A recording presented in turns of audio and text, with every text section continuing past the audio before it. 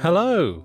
Hello. I was going to say good morning, but it could be afternoon or evening, couldn't it, when people listen to this? Could be any time of day at all. How do you do? I'm Bruce Fielding. How do you do? I'm Simon Wells. And welcome to Factoraly. Indeed. So what are we talking about this week, Simon? This week, Bruce, we're talking about glue. Glue.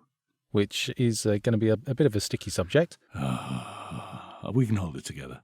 I'm sure we can. We'll adhere to our principles. Oh, dear. So this is... it's another one of those subjects, isn't it? We think it's about something fairly dull and nothing. Yeah. There's nothing much to say, and then absolutely we have like 5 pages of notes. Completely, yeah. How many interesting facts can you derive about glue? Turns out, quite a lot. Exactly. Yes, from its early beginnings. Well, it's very early beginnings was actually as insects and plants and stuff. Yeah, absolutely. There are all sorts of creatures. There are barnacles that secrete something a little bit cement-like to enable them to cling on to rocks. Polyphenols they are.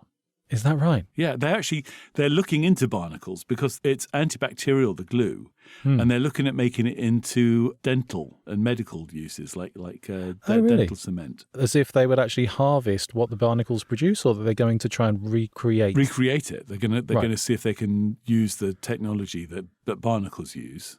In technology. Fantastic. Isn't that great? I mean, for all of our wonderful scientific advances, it all comes back to the fact, well, the animals do it, so let's copy them. Birds do it. Bees do. Actually, birds and bees do it as well.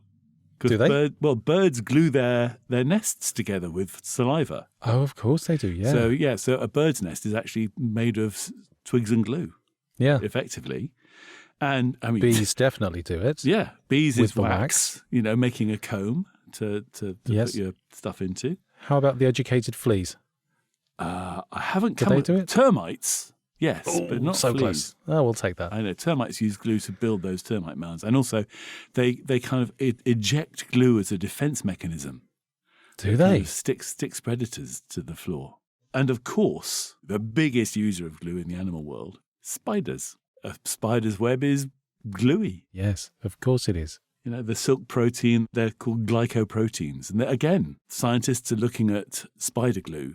I discovered a small sea crustacean called Crassicorophium bonelli. Do that again? Crassicorophium bonelli. There you go. See? Second time's the charm. Always. So these little crustaceans produce an incredibly sticky, very strong silk, and they actually use this material to build their homes out of. Okay. And because they're underwater, they are clearly resistant to salt, and therefore the medical profession are thinking about using something like this to heal up wounds. I suspect we'll be coming along to glue to heal up wounds a bit later on in the podcast. You never know.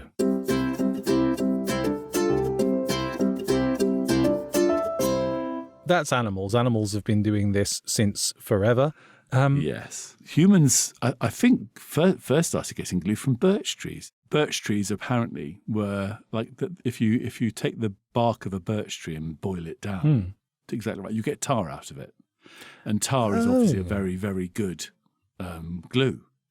So a lot of original glues were made from birch tree bark. How interesting. Yes, you can get sticky stuff from plants, from trees. You can get sticky stuff by boiling down bits of animal, because animal skin and bone and horns, the natural elements of an animal contain collagen. Collagen is sticky, ergo glue. So it's been around since forever. I think one of the oldest examples of glue that has been found is a 5,000-year-old cave painting, which had a sticky substance in it to help the paint stick to the wall. So we've got animal glue. Yep. We've got tree glue. Mm-hmm. I don't know whether you've ever tried to get egg off a pan. Yes, often. I mean, eggs are really sticky, and eggs were used a lot as a glue, not just in general household use, but also in painting, where you combine it with paint and it makes a very interesting material to paint with. Okay. I found examples of medieval monks using egg whites to stick gold leaf onto manuscripts. Of course, yes. I mean, the other huge thing that people make glue out of is the starch that comes out of things like wheat. Oh. I mean, starch-based glue is massive. Oh. And we still use a lot of starch-based glue. Do we? For example, wallpaper paste It's starch-based. is starch-based. Is that right? So effectively, it's generally extracted from wheat. So you're probably too young, but there used to be a commercial for Solvite or something. Okay. And it was basically they glued a suit to a panel. Oh, no, I remember that. And they put a guy in it, and then they lifted it up in a helicopter Yeah. and flew him over a city. I remember that, yes. And they did that for real. And that suit was held onto that board with effectively starch. How fantastic. But the thing about starch-based glues, obviously, is that they're non-toxic. Mm. And there's a really important use of a non-toxic glue that your history will probably know all about.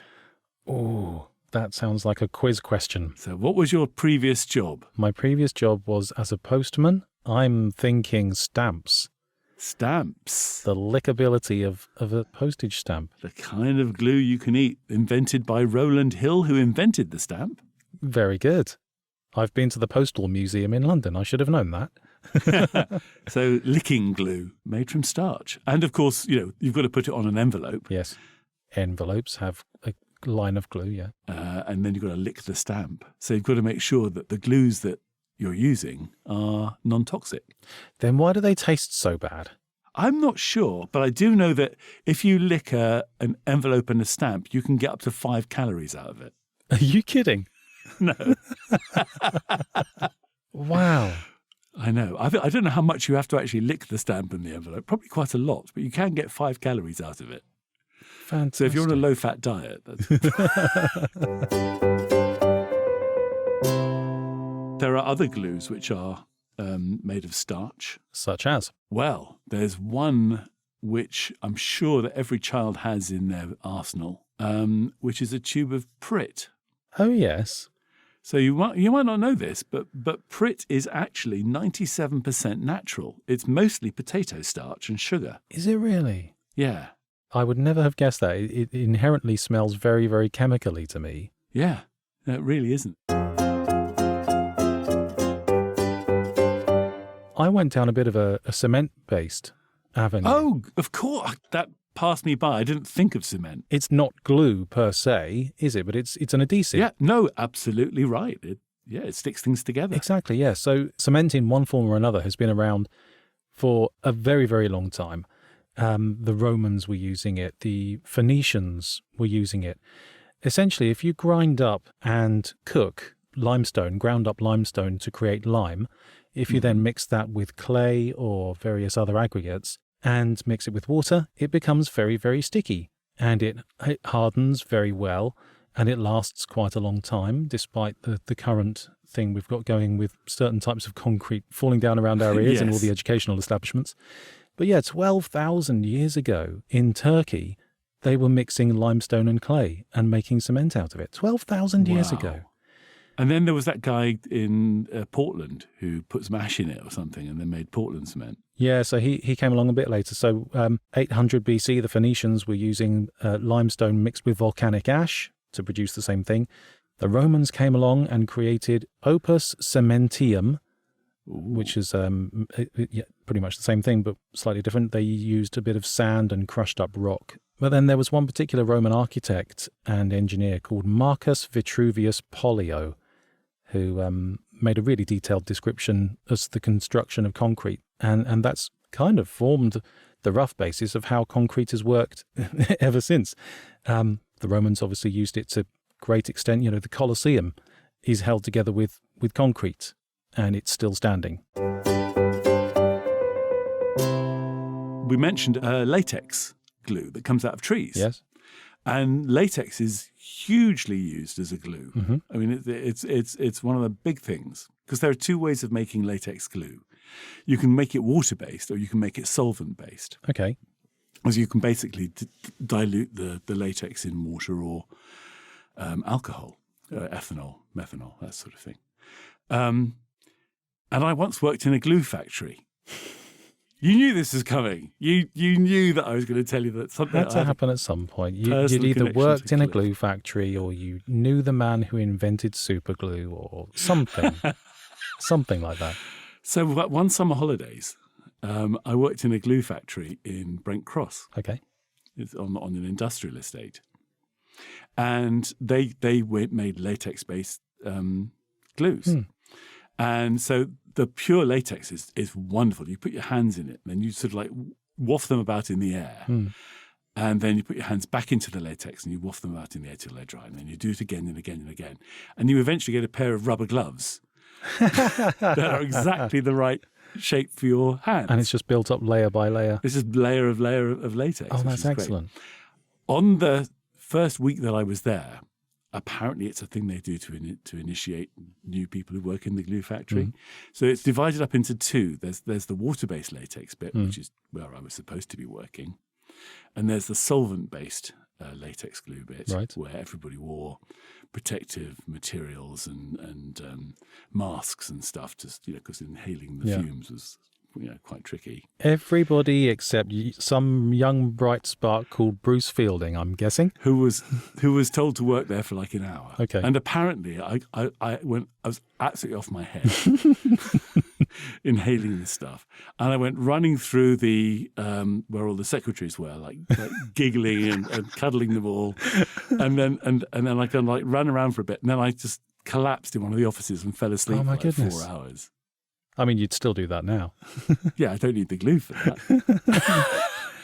But yeah, it was an initiation ceremony, basically making me stir ethanol, methanol, based glue. Wow. But I mean, now you get, the most common things that you find, water-based glue, for children, is things like copy decks and the sort of wood glues that go clear. Oh, yeah. And that you can peel off. There's nothing nicer than peeling that bit of excess glue off after it's dry. Yes, okay, yeah. Isn't that nice? Oh, I remember as a child, we had PVA glue. Oh, yeah. And you had the little plastic spatula to paste the glue on with, and peeling a little layer of white PVA glue, dried glue off of those little spatulas. Beautiful feeling. Well, actually, they still use that sort of like rubber-based glue in industrial uses. Do they? It's called snot glue. Okay. I mean, and the nice thing about snot glue is it's exactly what it sounds like. You know when you get a credit card in the post? Yes. And the credit card is glued to the letter? Oh, yes, it's the little sort of dots, the little sticky dots. That's the snot glue that's gluing the Brilliant. the credit card to the letter. Now, that stuff intrigues me because it's clearly sticky enough to hold the credit card to the paper, but not so sticky that it rips the paper as you take it off. Yes. That's quite clever. Yeah, so you can change the adhesion of glues just by the way that you make them. Okay. So you can have some which are very, which hold on really tight, which we'll get to in a minute. Yeah. Because there's one glue that we need to talk about anyway. Yes, there is. But there's another glue, which was invented by a guy called Spencer Silver. Okay. In 1968, who was trying to invent a really strong glue. He was trying to invent a glue that would basically stick once and that was it forever. Yeah. He was working for 3M at the time. Okay. And what he ended up with was completely the opposite of a strong glue. He ended up with a really, really weak glue. Mm-hmm. And he thought, this is interesting because it's not only weak, but if you press it, it sticks better. And you can use it over and over and over again. Okay. And he thought, if I put it on the back of a piece of paper, maybe it'd be quite useful. And the first piece of paper that he found was yellow-coloured. Oh, I see. I've just and now you know where this is going. I've been trying to rack my brains of all the different uses that this might make. We're talking about Post-it notes, aren't we? I am talking about Post-it notes. Spencer Silver, 1968. Well done, Mr. Silver. Very, very well. Unfortunately, he didn't end up making what he was intending to make, but he did make 3M an awful lot of money until the patent ran out.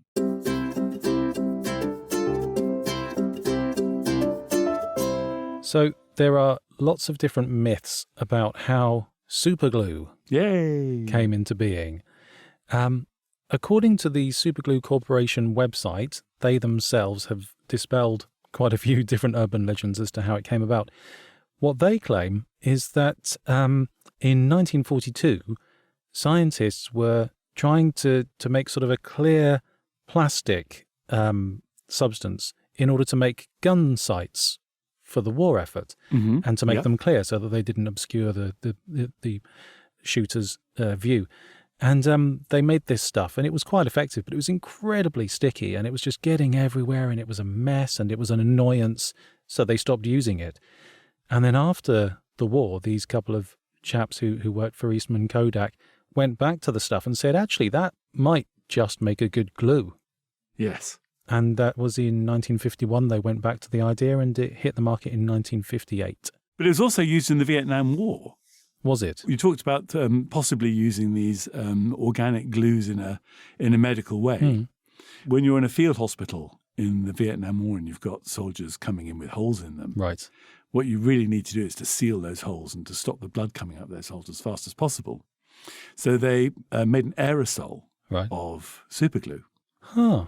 And they would basically aerosol superglue these wounds, and they would stop almost immediately. Really? And it's like, sort of, let's not worry about the damage it's doing, because it's saving the guy's life. Yeah. We can sort that out later. Yeah. And then they realized that it came off quite easily with acetone. Okay. And they were brilliant for acting like a liquid stitch. Right, okay. You put a bit on skin, you hold the skin together for a few seconds, and it's fixed. I had no idea it was that old. You know, I've heard of people using medical glue now instead of stitches, and I thought, well, that's a very clever, modern, new idea. But it went back to the Vietnam War. Now, on the bottle of superglue, part of their logo, their branding, is a picture of a car being held on a crane. Yeah. And this was because of a public show of the strength of superglue, that they actually managed to stick a car to a crane. I don't know how long it lasted there. I don't know if it eventually fell down. But they were so proud of this thing that sort of became their branding. I found a Guinness World Record. You know what I'm like with Guinness World Records. I know you like your Guinness. There's a Guinness World Record for a company in Germany called DELO, and they won the Guinness World Record for the heaviest weight lifted with glue. And they managed to stick a 17.2 ton truck onto the arm of a crane in 2019. And it managed to stay there for 24 hours. Goodness. I mean, superglue is amazing stuff. I mean, if you think about the uses for it, everything from mending a teapot to mending a nuclear submarine.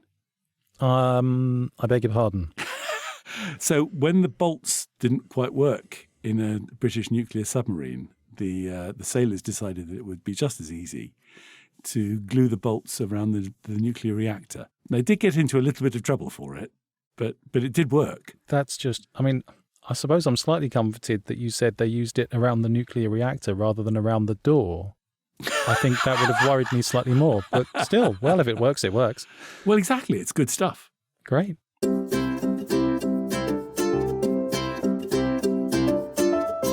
So one of the glues that 3M made is called spray mount. I don't know if you ever come across spray mount, because it's one of the things you find in advertising. Yes. So basically, when you're doing a layout, what you do is you get a piece of paper and you mount it onto a piece of polyboard, which is a little bit of board with polystyrene in it, so it's very light. Okay. And you can use spray mount to make all sorts of collages and stuff like that. But in advertising generally, you use it to just spray down stuff, and it's quite toxic. Right. Well, fairly toxic. So you have like spray booths, which have a fan in them and a filter. So you put the piece of paper into this booth, and then you turn the fan on, and then you spray the piece of paper, and any excess glue is like absorbed into the booth, so it doesn't get inhaled by the person who's using the spray. And there's an apocryphal story of a guy who was up like all night for a presentation the next day, and couldn't be asked to use the spray booth, and was spraying and was fine, until he went outside and breathed in some actual air. Right. And then the spray mount set in his lungs. No. And he had to be rushed to hospital. He was all right, but he had a serious problem with like gummed up lungs. Oh, yucky. A lot of cars these days are glued together. Right. So they use glue instead of welding. Do they? One of the first cars to do it was in the late 90s, was a Lotus Elise. Mm-hmm. And basically, it's because it's a plastic car. Or the trouble with welding is a lot of cars these days have like aluminium and steel and plastic and rubber. Yeah. And how do you get all that to stick together? You can't weld plastic to metal, but you can stick it to it. So what they do now is they deliver these car bodies with like peel off glue bits in them. Okay. So rather than welding them together, you sort of like peel off the bit of paper and you very, very carefully put the car, if you're a robot, you do it especially carefully, together. And you glue chassis together and you glue panels to things. And it's amazing. I had no idea. So another area of glue I went down, I kind of think this counts as a glue, sort of. Hair gel. Yeah, I guess it is. So again, this is something we sort of think of as being a relatively new invention. You think of, when I say hair gel, I'm opening that up to all kinds of hairstyling products. There are gels, there's hairspray, there's cream, there's wax, there's putty, there's clay, there's mousse. There's all sorts of hairstyling products out there which all roughly do the same thing. They apply a certain stickiness to your hair to make it stay in shape, whichever shape you prefer. And I always associate this as being quite a new thing. I think of the sort of the 1950s hairspray, or I think back to the 20s and 30s of the origin of Brill cream and things like that. Ancient Egypt. Of course. Yeah, of course it was. Egyptian mummies have been found with animal fat in their hair. Oh, wow. Which has been assumed to be a styling product. Yeah. There was the remains of a fantastically named gentleman called the Clonny Cavan Bog Body. Okay. A body found in an Irish bog, carbon dated to be from around 300, 400 BC. And he was found to have some kind of product in his hair made with pine tree resin imported from Spain. So we've been using hair products for absolutely ages.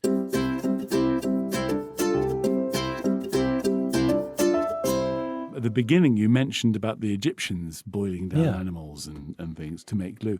One of the uses of those glues that those Egyptians made was to build furniture.